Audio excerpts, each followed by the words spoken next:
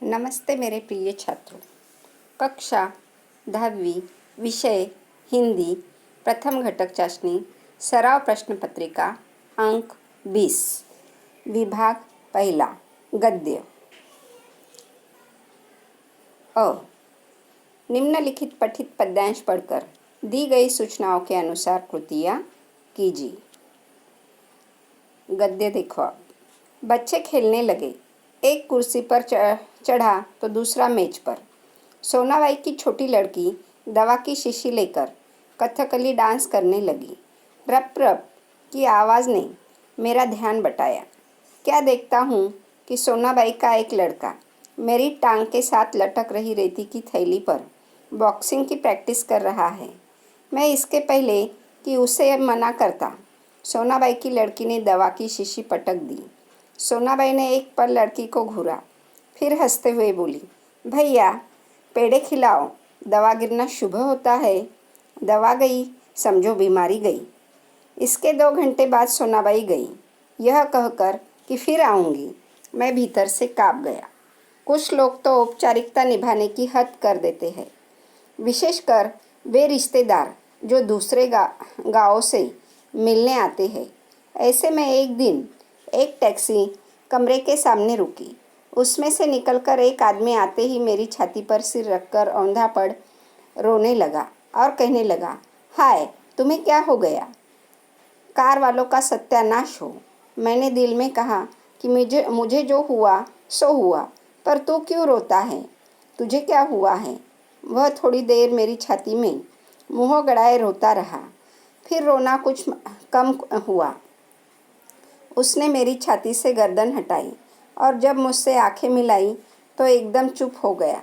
फिर धीरे से हंसते हुए बोला, माफ़ करना, मैं गलत कमरे में आ गया था। आजकल लोग ठीक से बताते भी तो नहीं। गुप्ता जी का कमरा शायद बगल में है। है। अच्छा भाई, माफ़ करना, कहकर वह चला गया। अब वही रोने की आवाज़ मुझे पड़ोस के कमरे में से सुनाई पड़ी। मुझे उस आदमी से अधिक गुस्सा अपनी पत्नी पर आया, क्योंकि इस प्रकार रोता देख पत्नी ने उसे मेरा रिश्तेदार या करीबी मित्र समझकर टैक्सी वाले के पैसे दे दिए थे। तो यह गद्य पर आपको 8 अंकों के लिए सवाल दिया जाता है। कृति आकलन 1, 2 अंकों के लिए। हर एक अंक जो होता है तो आधा आधा अंक इसमें बांटा जाता है। समझ कर लीजिए। अस्पताल में आए सोनाबाई के बच्चों की शरारतें। तो बच्चों ने कौन कौन सी शरारतें की? तो एक बच्चा कुर्सी पर चढ़ा था, तो दूसरा बच्चा टेबल पर चढ़ा था। जो छोटी लड़की है तो कथकली डांस करते हुए, जो दवाई की शीशी है तो टूट जाती है। तो यह अलग अलग कारण आपको लिखने हैं 2 अंकों के लिए। कृति आकलन 2, अंक 2। किसने किससे कहा? दवा गिरना शुभ होता है, यह किसने किससे कहा लिखना है। माफ़ करना, मैं गलत कमरे में आ गया था, तो यह किसने किससे कहा है? तो लेखक के कमरे में गलती से घुस आए आदमी ने लेखक से कहा है। तीसरा, कृति 3, शब्द संपदा। तो यह ग्रामर पर रहता है। अंक 2, निम्नलिखित शब्दों के समानार्थी शब्द लिखिए। बोतल, बोतल का क्या आने वाला है समानार्थी शब्द? शीशी।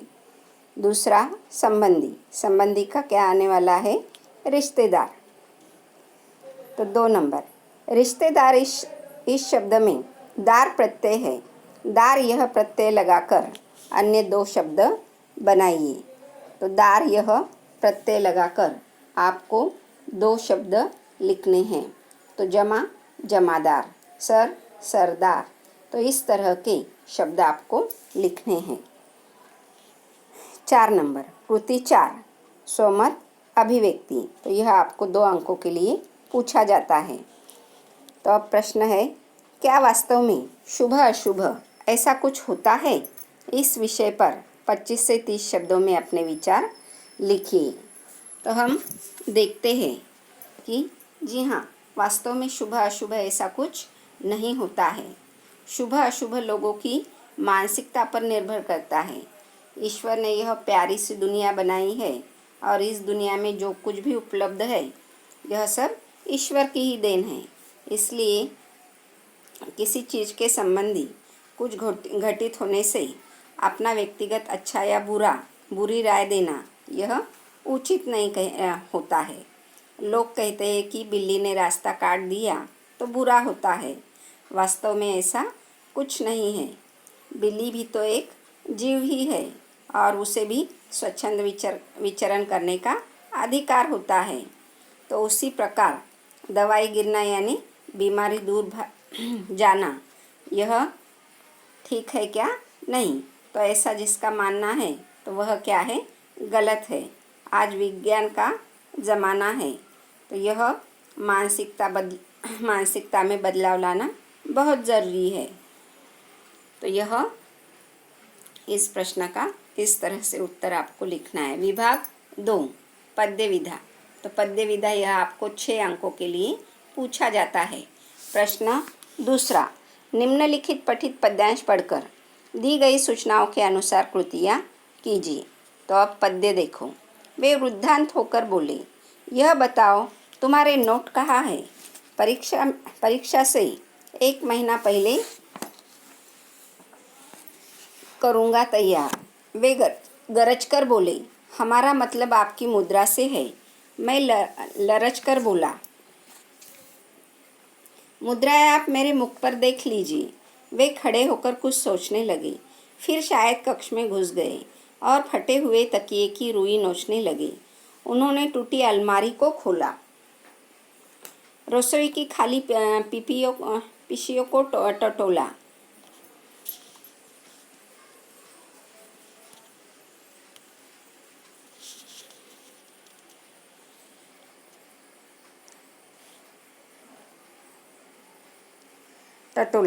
बच्चों की गुल्लक तक देख डाली,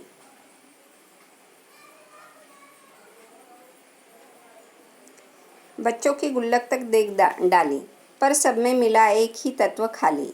कनस्तरों में मटकों को ढूंढा, सब में मिला शून्य ब्रह्मांड। देखकर मैं मेरे घर में ऐसा अरण्य कांड। उनका खाली चेहरा मुरझा गया और उनके बीच सूची हृदय में रौद्र की जगह करुणा रस समा गया।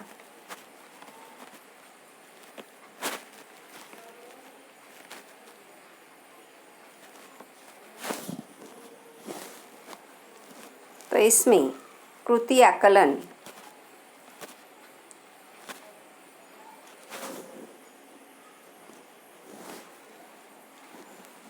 दो अंकों के लिए संजाल पूर्ण कीजिए। ये वस्तुएं खाली थीं। तो कौन कौन सी वस्तुएं खाली थीं यहाँ पर लिखना है।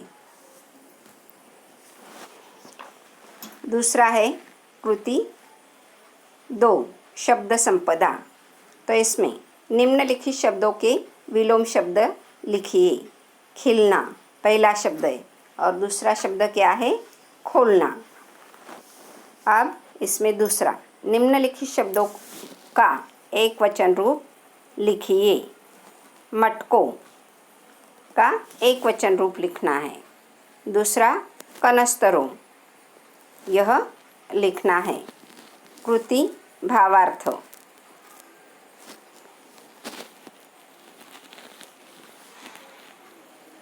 निम्नलिखित पंक्तियों का सरल अर्थ 25 से 30 शब्दों में लिखिए। तो यह प्रश्न 2 अंकों के लिए है।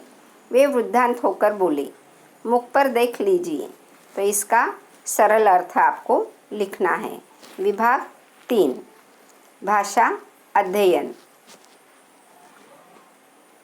सूचना के